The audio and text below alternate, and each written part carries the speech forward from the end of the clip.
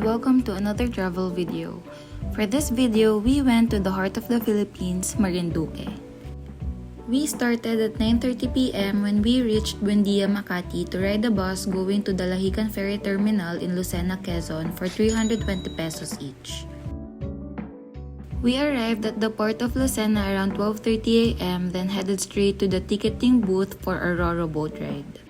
Ticket was at 470 pesos for adults plus 30 pesos terminal fee, and 400 pesos only for students, free of terminal fee as long as school IDs are presented.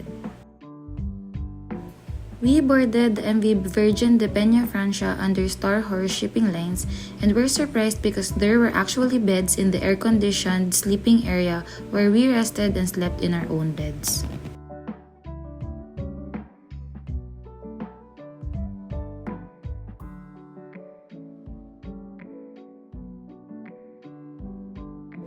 Travel time from Lucena to Marinduque was roughly 4 hours, from 1:30 a.m. to 5:30 a.m.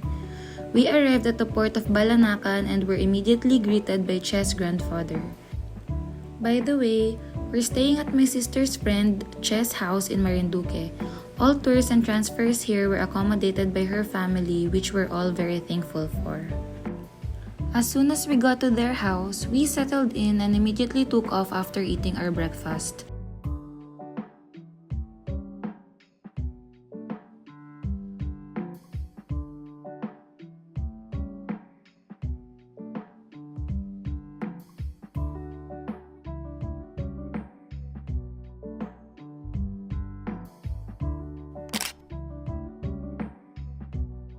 We started our island hopping and reached the famous Maniwaya Island at 11 a.m. It was so beautiful here. It has this powdery white sand beach plus a combination of cool breeze, beautiful turquoise waters, and clear blue skies.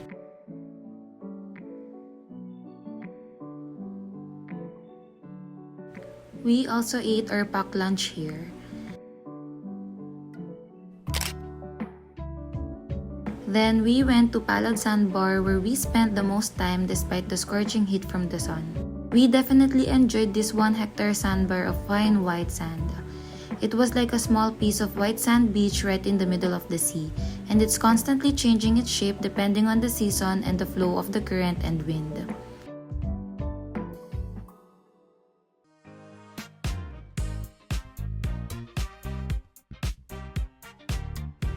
After a while, the weather changed and it was impossible for us to go to the other islands, so we just decided to head back home.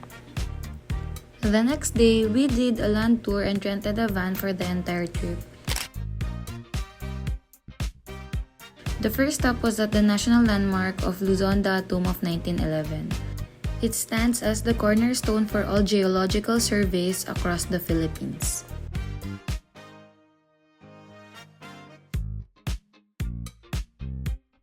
It was way too cool putting our phones at the center of this in-ground compass and looking at the actual zero reference point.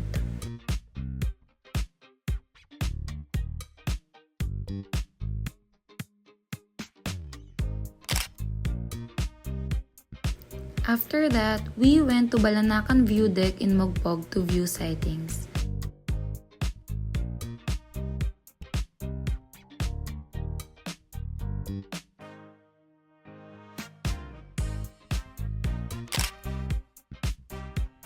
Then we went to Boac Church and prayed for a while. For lunch, we went to Boac Town Plaza since there were lots of restaurants to choose from. We tried to go to the National Museum, but since it was a Monday when we went, the museum was sadly closed. The next stop was at the Marinduque Hot Springs Resort. It was just a regular pool, only the water was warm. We were then advised that the Malbog Sulphur Spring was under renovation and that we cannot swim for the meantime. I was saddened by this news because this was the place I was most excited about this trip.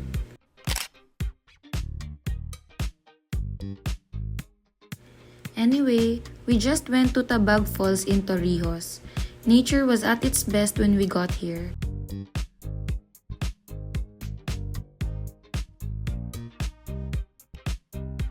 But we were surprised that as we trekked further, the actual waterfall was not emitting water at all. It was all dried up, so we just settled on the man-made pool next to it.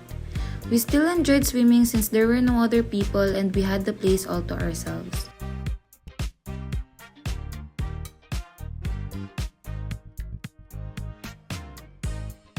We freshened up then drove to where we're gonna eat dinner.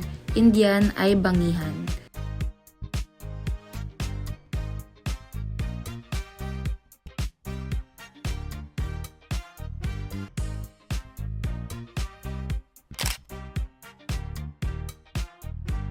Before driving back home, we stopped by Santa Cruz Town Plaza to buy some pasalubongs.